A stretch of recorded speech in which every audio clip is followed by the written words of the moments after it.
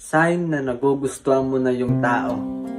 Makinig ka, baka ikaw na to. Una, palagi mo siyang iniisip. Umamin ka. Pangalawa, nag-i-imagine ka ng mga bagay na kasama mo siya. Pangatlo, kinikilig ka kapag naaalala mo siya. Pang-apat, lagi mong chine-check kung online ba siya. Umamin ka. Pang-lima, sobrang saya mo kapag kausap or kachat mo siya. Pang-anim, nagsiselos ka kapag may kausap or kasama siyang iba.